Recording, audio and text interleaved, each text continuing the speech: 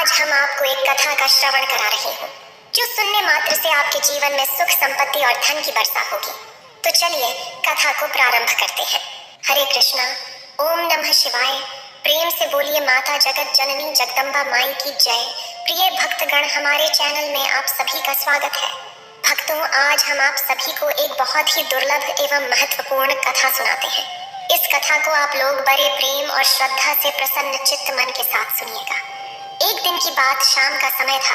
भगवान शिव और माता पार्वती कैलाश पर्वत पर बैठे थे। तभी माता पार्वती के मन में दो प्रश्न आया। उन्होंने भगवान शिव से दो प्रश्न पूछे। उनका पहला प्रश्न यह था कि बहू को परेशान करने वाली सास को कौन सी या किस प्रकार की सजा मिलती है। उनका दूसरा प्रश्न यह था कि कौन सी स्त्री के ससुराल में पैर रखने से गरीबी आ जाती है। अगर आप यह कहानी सुन रहे हैं तो पूरा सुनिए। इस कथा को आधा अधूरा छोड़कर जाने की गलती मत करिएगा, क्योंकि इस पवित्र कथा को पूरा सुनने से मनचाहा फल की प्राप्ति होगी। इसलिए इस कथा को पूरा सुने।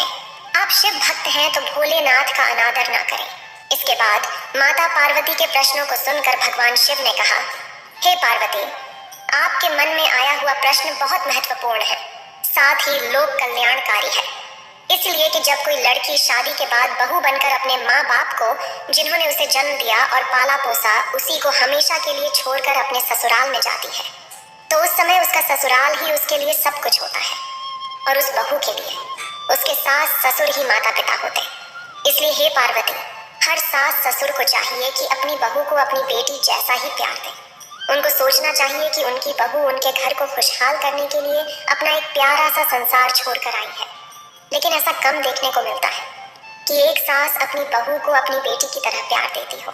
भगवान शिव कहते हैं, हे पार्वती, अब मैं आपके दोनों प्रश्नों के उत्तर एक छोटी सी कहानी के माध्यम से देता हूँ। इसे आप ध्यान से सुनिएगा, फिर आप पूरी तरह से संतुष्ट हो जाएंगे। तो प्रिय भक्तजन, कहानी शुरू करने से पहले मेरा आप सभी से अनुरोध है कि आप हमारी कहानी में खो जाइए। इससे पहले आपसे निवेदन है कि यदि अभी तक हमारे चैनल को सब्सक्राइब नहीं किया है तो कृपया चैनल को सब्सक्राइब कर दें और साथ ही बेल आइकन अवश्य दबा लें, जिससे हमारी हर वीडियो का नोटिफिकेशन सबसे पहले आप तक पहुंच सके और आप हमारी हर वीडियो से प्राप्त ज्ञान को अपने जीवन में उतार सकें। और साथ ही एक बात और कहना चाहूंगी कि आप वीडियो को पूरा देखें, क्योंकि आधी अधूरी वीडियो देखने से आधा अधूरा ही ज्ञान प्राप्त होता है, जो जीवन में कभी काम नहीं आता। तो चलिए हम कहानी की शुरुआत करते हैं। इस कहानी भगवान शिव ने माता से पार्वती कहा है, हे पार्वती, एक गांव में एक बुढ़िया रहती थी जो बहुत ही दुष्ट थी। उस बुढ़िया के पास एक बेटा था और एक सीधी सादी बेटी भी थी। वह हमेशा माँ की बातों पर चलती थी। भगवान शिव कहते हैं, हे पार्वती, अब कुछ ऐसा हुआ कि उस बुढ़िया के बेटे को गांव में कोई भी काम नहीं मिलता है। वह इतना गरीब है कि जमीन भी बेचकर वह धन कमा सके। उसे धन के लिए कुछ काम करना होगा। वह काम की तलाश में दूसरे गांव जाता है। दूसरे गांव में उसे एक अच्छा सा काम भी मिल जाता है, लेकिन वहां से उसे हर रोज अपने घर पर आने के लिए समय नहीं मिलता है।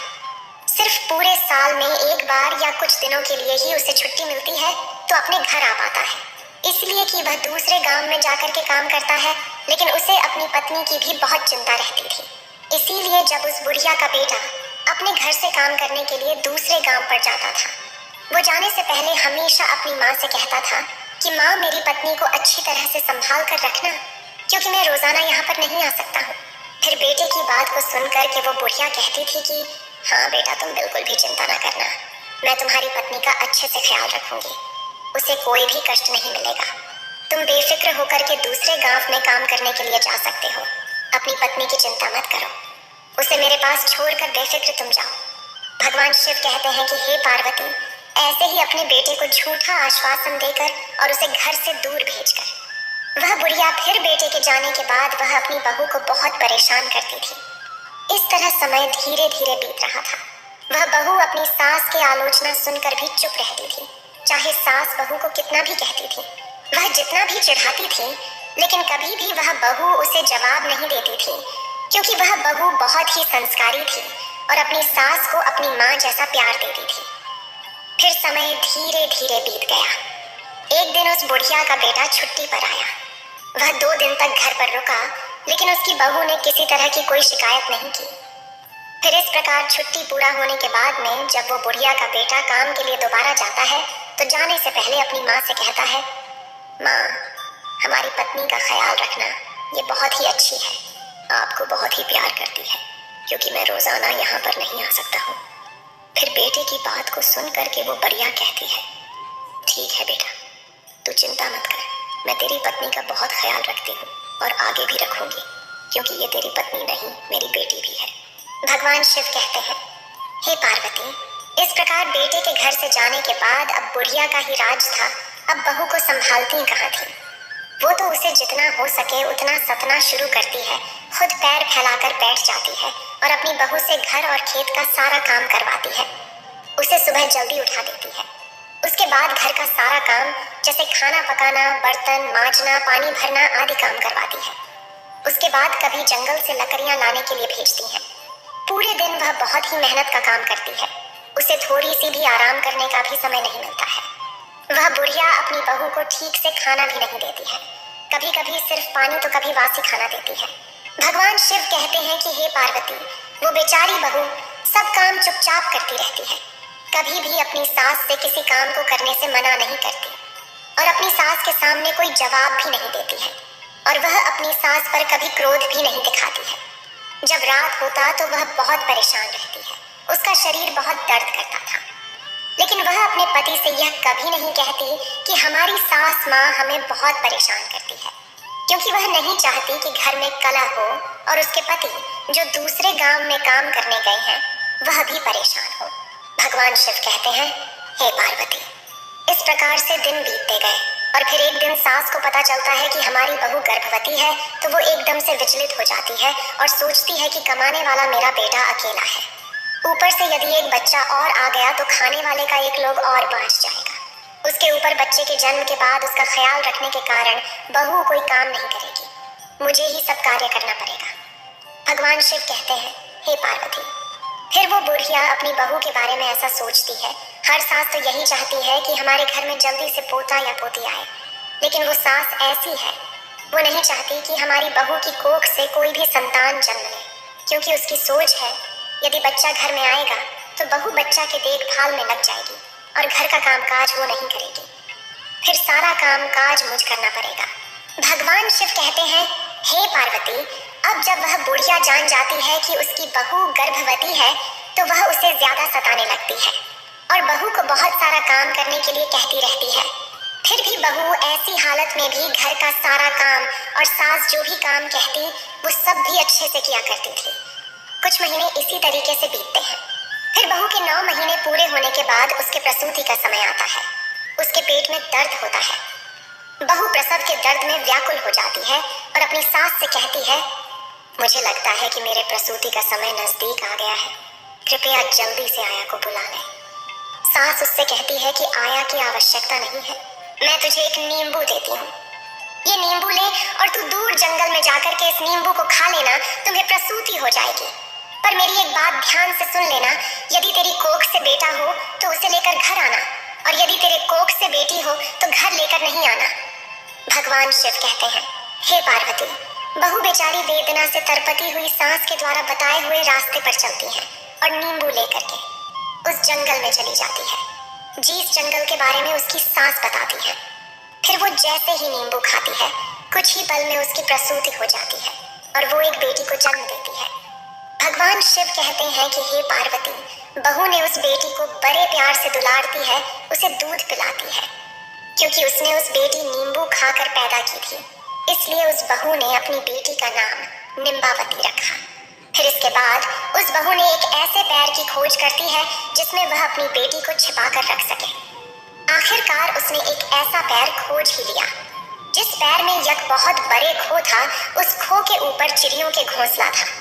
फिर उसने अपनी बेटी निम्बावती को उस पैर की खो में छोड़ दिया और उस पैर पर रहने वाली चिड़ियों से कहा कि यदि मैं अपनी बेटी को घर ले जाऊंगी तो मेरी सास मेरे साथ मेरी बेटी को भी मार देगी, इसलिए मैं अपनी बेटी निम्बावती को इस खो में छोड़कर आपके भरोसे जा रही हूँ। हे चिड़ियों, आप सब मेरी बेटी का ध्यान रखना, भगवान शिव ने कहा। हे पार्वती, फिर बहू ने यह कहकर घर वापस घर आ गई। अब जैसे ही वह घर वापस आती है, उसकी सास समझ जाती है कि उसे बेटी हुई है, क्योंकि उसने पहले ही कह दिया था कि यदि बेटा हो तो घर लेकर आना और यदि बेटी हो तो लेकर नहीं आना। वह डर से अपनी बेटी को जंगल में ही छोड़ आई है। भगवान शिव कहते हैं, हे पार्वती, इस प्रकार वो बहू अपनी सास से कहती है कि माँ बेटी हुई थी इसलिए ले करके नहीं आई। फिर तो बहू की बात सुनकर के वो बरिया एकदम से शोर मचाने लगती है और चिल्लाने लगती है कि मेरी बहू ने अपने बच्चे को खा लिया, मेरी बहू बच्चे खाने वाली डायन बन गई है। भगवान शिव कहते हैं, हे पार्वती, उस बुढ़िया के द्वारा बहू को इतना परेशान किया जाने लगा, मगर बहू अपनी सास की बात को अनसुनी कर देती है और मन ही मन में इस बात से खुश रहती है कि भगवान की कृपा से उसकी बच्ची जिंदा है। और फिर रोजाना वो बहू जानवरों को चराने के बहाने से जंगल में जाती है और अपनी बच्ची को दूध पिलाती है। इस तरह से कुछ दिन बीतते हैं। उधर उस पैर की खोखर में निम्बावती धीरे धीरे बड़ी हो जाती है। इस तरह 1 साल बीतता है और फिर उस बुढ़िया का बेटा अपने छुट्टियों पर घर लौटता है। जैसे ही घर में प्रवेश करता है, बुढ़िया अपने बेटे से कहती है, बेटा, तुम्हारी पत्नी इंसान नहीं है, वह एक डायन है जो जीवित लोगों को खा जाती है। मुझे भी तो एक बेटी थी, लेकिन तुम्हारी पत्नी ने अपनी बेटी को खा लिया। भगवान शिव ने पार्वती से कहा, वह बुढ़िया का बेटा अपनी माँ का स्वभाव भली भांति जानता है। उसने समझ लिया कि यह एक साजिश है। फिर उसने अपनी पत्नी से उस बेटे बेटी के बारे में कुछ नहीं पूछा और उस बहू ने भी अपने पति से सास के बर्ताव के बारे में कुछ नहीं कहा। वह नहीं चाहती थी कि घर में किसी प्रकार का झगड़ा हो। फिर भगवान शिव ने कहा, हे पार्वती, उस बुढ़िया का बेटा कुछ दिन तक घर आकर रहता है और फिर वो बुढ़िया का बेटा काम के लिए दूसरे गांव चला जाता है। इस बीच उसकी बहू को फिर गर्भ धारण हो जाता है। बुढ़िया को जब यह पता चलता है कि मेरी बहू फिर से गर्भवती है, तो वह बुढ़िया बहुत नाराज हो जाती है और अपनी बहू को पहले से भी ज्यादा परेशान करने लगती है। फिर भगवान शिव ने पार्वती से कहा, हे पार्वती, उसकी बहू दूसरी बार जब 9 महीने पूरे कर लेती है तो उसे प्रसूति का दर्द शुरू होने लगता है। तब बहू अपनी सास को पहले की तरह ही आया बुलाने को कहती है, लेकिन फिर इस बार भी उसकी सास आया को नहीं बुलाती है और एक मुट्ठी जीरा ला करके अपनी बहू को देती है और कहती, यह जीरा तुम लेकर के तुम उस जंगल में जाना और इस जीरे को खा लेना, तुम्हें आराम से प्रसूति हो जाएगी। लेकिन एक बात है, उसे तुम ध्यान से सुनो, इस बार भी अगर तुम्हें बेटा हुआ तो उसे घर लाना, अगर बेटी हुई तो उसे घर मत लाना। भगवान शिव कहते हैं, हे पार्वती, बुढ़िया के कहने पर वह बहू फिर उस सुनसान जंगल में गई और वहां जीरा खा लिया। कुछ ही समय बाद उसे प्रसूति हो गई और उसने इस बार भी एक सुंदर बेटी को जन्म दिया। और बेटी के जन्म लेते ही वह बहू पहले की भांति अपनी बेटी को बहुत ही दुलारती है, दूध पिलाती है, क्योंकि वह बेटी जीरा खाने से पैदा हुई थी, इसलिए अपनी बेटी का नाम जीरावती रखती है। और फिर पहली बेटी को जहाँ पर रखा था उसी खो में जा करके अपनी दूसरी बेटी को भी रख देती है और चिड़ियों को उसका ध्यान रखने के लिए कहकर वापस घर आती है। उधर बहू के घर पहुंचते ही वो बरिया पहले से भी ज्यादा जोर जोर से चिल्लाती है और गांव वालों से कहती है कि उसकी बहू ने इस बार भी अपनी बेटी को खाया है। ये तो चुड़ैल है, मगर इस बार भी बहू जो थी अपनी सास के चिल्लाने को अनसुना करती है और उधर गांव वाले भी उस बुढ़िया की बात पर ध्यान नहीं देते। भगवान शिव कहते हैं, हे पार्वती, अब कुछ दिनों के बाद लगभग 1 साल और खत्म होता है। उसका बेटा फिर वापस घर लौटता है। अपने बेटे के घर आते ही वो बुढ़िया पहले की तरह अपने बेटे से बहू की चुगली करती है और बेटे से कहती है कि बेटे, इस बार भी तुम्हारी बहू ने एक बेटी को जन्म दिया और उसके जन्म होते ही उसने अपनी बेटी को खा लिया। उसने अपनी बहू को डायन कहा और कहा कि वह सबसे बड़ी चुड़ैल है। भगवान शिव कहते हैं कि हे पार्वती, इस तरह उस बुढ़िया की बात को सुनकर उसका बेटा चुपचाप रह जाता है और अपनी माँ से कुछ भी नहीं कहता है। उसने अपनी पत्नी से भी कुछ नहीं पूछा। फिर कुछ दिन घर पर रहकर जब वापस दोबारा काम पर जाता है तो बहू तीसरी बार गर्भवती हो जाती है। भगवान शिव कहते हैं कि हे पार्वती, इस बार भी पहले की तरह ही हो जाता है। इस बार बुढ़िया बहू को एक आम देती है और बहू उस आम को लेकर उसी जंगल में जाकर खाती है। जब वह आम खाती है तो वह एक बेटी को जन्म देती है और उसको दूध पिलाकर उसका नाम आम रख देती है और फिर उसको भी उसी खो में छिपा देती है और चिड़ियों से उसका ख्याल रखने के लिए कहकर वापस अपने घर आती है। भगवान शिव कहते हैं, हे पार्वती, अब बुढ़िया गांव के द्वार द्वार जाकर के बहू की चुगली करती है, मगर बहू अपनी सास की एक भी बात का बुरा नहीं मानती और सास की नफरत भरी बातों को अनसुना कर देती है। मगर वो बुढ़िया गांव में जोर जोर से चिल्लाती है कि हमारे बेटे की बहू डायन है, उसने 3 बेटियों को खा लिया है। भगवान शिव कहते हैं, हे पार्वती, वह बुढ़िया जिस तरह से शोर मचाती है तो लोगों को भी अब लगने लगता है कि वास्तव में उसकी बहू सचमुच ही बच्चे खाने वाली डायन है। तो लोग डर के मारे अपने अपने बच्चों को घर के अंदर बंद करके रखने लगते हैं। अब इस प्रकार से धीरे धीरे यह बात गांव के चारों तरफ फैल गया और उस बुढ़िया का बेटा जिस घर में काम करता था उसे वहां भी यह बात सुनने के लिए मिल गई। फिर तो उस बुढ़िया का बेटा यह खबर सुनकर बहुत परेशान हो जाता है और तुरंत ही मालिक से अनुमति लेकर के अपने गांव वापस आता है। जब तक बुढ़िया का बेटा अपने गांव आता है तब तक यह खबर उस राज्य के राजा के कानों तक पहुंच जाती है कि बुढ़िया की बहू वास्तव में एक डायन है। फिर राजा सिपाही भेज करके बुढ़िया को दरबार में बुलाता है और बात की छानबीन करता है। तो बुढ़िया मिर्च मसाला लगा करके राजा से कहती है, महाराज क्या बताऊं, मेरी बहू वास्तव में एक बड़ी डायन है, बच्चों को खाने वाली चुड़ैल है। उसने मेरी 3 पोतियों को जिंदा ही खा लिया है। फिर तो राजा उस बुढ़िया की बात को सुनकर क्रोधित हो जाता है और सिपाहियों को आदेश देता है कि चौराहे पर एक सूली लगवाओ और बुढ़िया की बहू जहाँ कहीं भी है वहां जाकर लेकर आओ और शीघ्र ही उसे सूली पर चढ़ा दो। भगवान शिव कहते हैं, हे पार्वती, इस प्रकार राजा के सिपाही शीघ्र ही आज्ञा का पालन करते ही तुरंत ही सूली बनाते हैं और जा करके बुढ़िया की बहू को दरबार में लेकर आते हैं। फिर राजा बहू से पूछता है, क्या तुम्हारी सास सच कहती है? क्या तुमने अपनी 3 बेटियों को जिंदा खा लिया है? मगर राजा की बात को सुनकर वह बहू चुपचाप नीचे सिर झुकाए खड़ी रहती है। फिर तो बहू को चुपचाप देख करके राजा को विश्वास हो जाता है। जैसा बुढ़िया ने बताया है उसकी बहू तो वास्तव में अपनी बेटियों को खाया है, ये तो डायन है। और फिर राजा तुरंत ही अपने सिपाहियों को उस बहू को सूली पर चढ़ाने का आदेश देता है। तो सिपाही उसे लेकर के चौराहे पर जमा होते हैं। फिर राजा भी बाहर आता है। उसके बाद राजा के दरबार के सभी मंत्री सेनापति वहां पर इकट्ठा हो जाते ही भगवान शिव कहते हैं, हे पार्वती, इधर बहू को सूली पर चढ़ाने की तैयारी होती है तो उधर उसका पति भी घर पहुंचता है। जब वह घर पहुंचता है तो उसे घर में कोई दिखाई नहीं देता है। वह सोचता है घर में माँ और पत्नी नहीं है और घर के दरवाजे पर ताला लगा हुआ है। वह परेशान हो जाता है और पड़ोसी से पूछता है कि क्या हुआ है।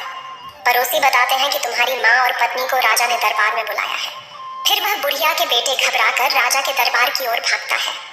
वहां पहुंचकर उसे पता चलता है कि उसकी पत्नी को सूली पर चढ़ाने के लिए चौराहे पर ले जाया गया है। तब वह तेजी से चौराहे की ओर दौड़ता है। चौराहे पर पहुंचते ही वह देखता है कि राजा के प्रधान सिपाही और सभी प्रजा इकट्ठी है और कुछ ही समय में उसकी पत्नी को सूली पर चढ़ाने का हुक्म है। तब वह बुढ़िया का बेटा तुरंत ही राजा के सामने खड़ा होता है और हाथ जोड़ कर गिड़गिड़ाता है, महाराज कृपया मेरी पत्नी को सूली पर चढ़ाने से रोक दीजिए कुछ देर के लिए। मुझे एक बार अपनी माँ और पत्नी से सच बात पूछने दीजिए। यदि मेरी पत्नी अपराधी है तो मैं स्वयं कहूंगा कि उसे सूली पर आप चढ़ा दें। भगवान शिव कहते हैं, हे पार्वती, इस प्रकार राजा को कुछ दया आती है और वो राजा अपने सिपाहियों को कुछ देर के लिए सूली पर चढ़ाने का आदेश रोक देता है। भगवान शिव कहते हैं, हे पार्वती, फिर वो बुढ़िया का बेटा अपनी माँ से पूछता है, माँ भगवान के लिए सच बताओ।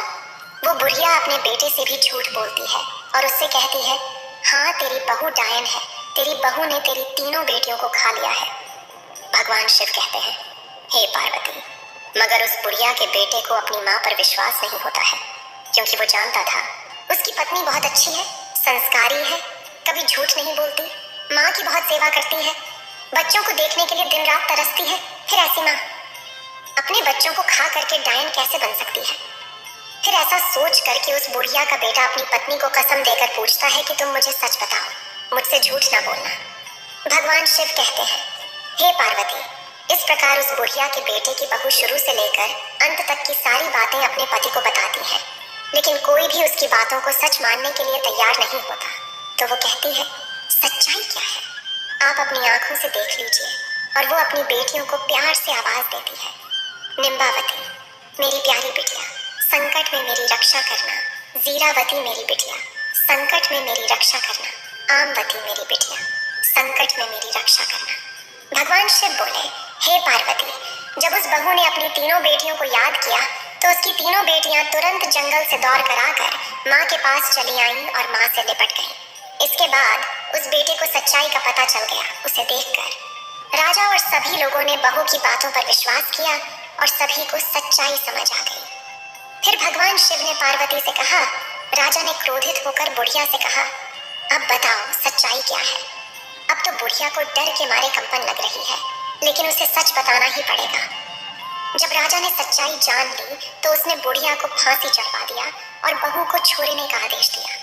राजा बहू के संस्कारों को देखकर वह बहुत खुश हो गए और बुढ़िया के बेटे से कहा, अब से तुम्हें दूसरे गांव जाने की आवश्यकता नहीं है, मैं तुम्हें इसी गांव में काम दूंगा। तुम अपनी पत्नी और बच्चों के साथ हमारे यहाँ खुशी खुशी रह सकते हो।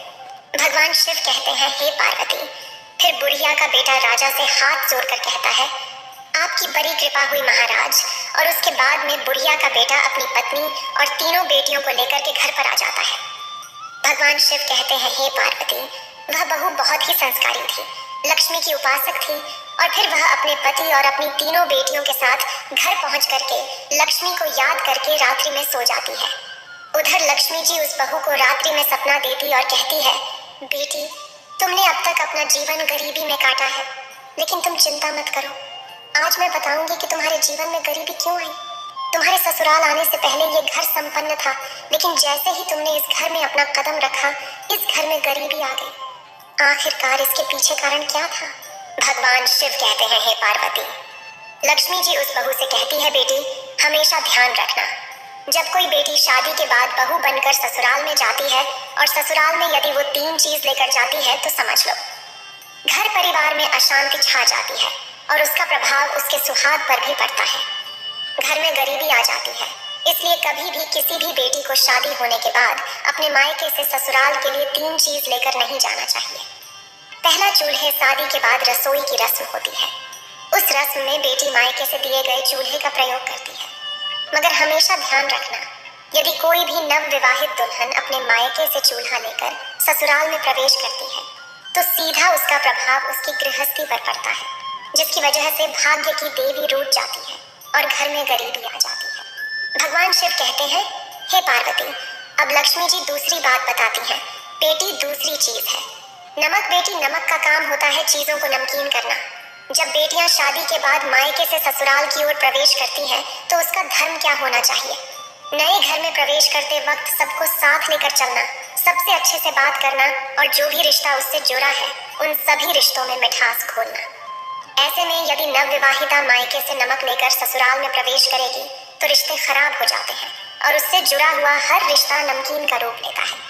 हमेशा ध्यान रखना, यदि नवविवाहित बहू अपने मायके से नमक से बना कोई भी सामान अपने ससुराल लेकर जाती है तो उसका सम्मान आजीवन अपने मायके के लोगों के साथ जुड़ा रहता है, लेकिन उसका संबंध अपने ससुराल वालों के साथ कभी भी सही तरीके से नहीं जुड़ पाता और वो रिश्ता मीठा कभी नहीं बन पाता। इसलिए बेटी को विदाई के समय नमक लेकर नहीं आना चाहिए। भगवान शिव कहते हैं, हे पार्वती, अब लक्ष्मी जी तीसरी चीज उस बहू को बताती हैं।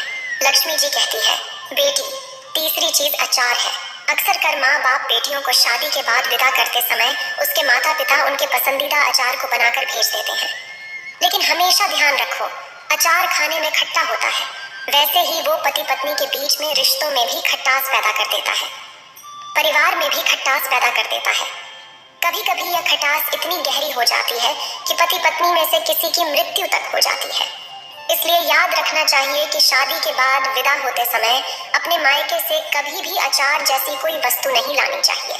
और जब तुम्हारी शादी हुई थी तो तुम्हारे माता पिता ने ये तीनों चीजें तुम्हें दी थी, जिसकी वजह से तुम्हारे घर में अशांति रही और तुम्हारे घर में गरीबी आई। तुमसे भाग्य की देवी रूठ गई, लेकिन तुम्हारे संस्कार बहुत अच्छी थी। तुमने कभी भी अपनी सास को कोई जवाब नहीं दिया। तुम्हारी सास ने तुम्हें प्रताड़ित किया, जिसके कर्मों का फल तुम्हारी सास को मिला और तुम्हारे सुशील की वजह से, तुम्हारे संस्कारों की वजह से मैं तुम्हें आशीर्वाद देती हूँ कि आज के बाद में कभी भी तुम्हारे घर में गरीबी नहीं रहेगी और तुम दोनों का जीवन पूरी तरह से सुखद हो जाएगा। भगवान शिव कहते हैं, हे पार्वती, लक्ष्मी जी इतनी बात कह करके अंतर ध्यान हो जाती है। उधर उस बहू की आंख खुल जाती है और सुबह होने का इंतजार करने लगती है। रात भर उस बहू को नींद नहीं आती। अब जैसे ही सुबह होता है तो राजा के सिपाही सुबह होते ही उस बुढ़िया के बेटे को बुलाने के लिए आ जाते हैं और कहते ही, चलो तुम्हें राजा ने बुलाया है। फिर जैसे ही वो बुढ़िया का बेटा राजा के दरबार में पहुंचता है, क्योंकि लक्ष्मी जी की कृपा हो चुकी थी, इसलिए राजा अपने दिए हुए वचन के अनुसार उस बुढ़िया के बेटे को अपने राज्य में एक अच्छी सी नौकरी देता है। और फिर बड़ी ईमानदारी के साथ में वो बुढ़िया का बेटा उस राजा के यहाँ पर नौकरी करता है और अपनी पत्नी तथा तीनों बेटियों के साथ में सुख शांति से जीवन बिताता है। भगवान शिव कहते हैं, हे पार्वती, अब तुम अपने पहले प्रश्न पर सुनो। तुम्हारा पहला प्रश्न यह था कि उस सास को कौन सी सजा मिलती है जो अपनी बहू को हर समय घर में परेशान करती है। तो समझो, जिस सास ने अपनी बहू को परेशान किया है उसे उसके कर्मों के आधार पर सूली पर चढ़ा दिया जाता है, जैसे कि उस बुढ़िया को सूली पर चढ़ा दिया गया। फिर वह यही कहती है कि मुझे छोड़ दो, अब मैं कभी भी अपनी बहू को परेशान नहीं करूंगी, मगर उसे छोड़ा नहीं जाता, उसे सजा भुगतनी ही पड़ती है। भगवान शिव बोले, हे पार्वती, तुम्हारा दूसरा सवाल था, कौन सी स्त्री अपने ससुराल में जाते ही गरीब हो जाती है। तो समझ लो कि शादी के बाद नवविवाहिता को अपने मायके से 3 चीजों को नहीं लेने चाहिए, यानी नंबर 1 चूल्हा, नंबर 2 नमक और नंबर 3 आचार। यदि कोई नवविवाहिता इन 3 चीजों को अपने मायके से अपने ससुराल में ले आती है तो उसके जीवन में गरीबी आ जाती है। मित्रों, इस कहानी को अपने परिवार के सभी सदस्यों को जरूर सुनाओ। मुझे पूरा यकीन है कि इसके बाद सास बहू के बीच मित्रता बनेगा और घर में कभी भी गरीबी नहीं आएगी। भाग्य की देवी लक्ष्मी कभी भी रूठेगी नहीं। इस वीडियो को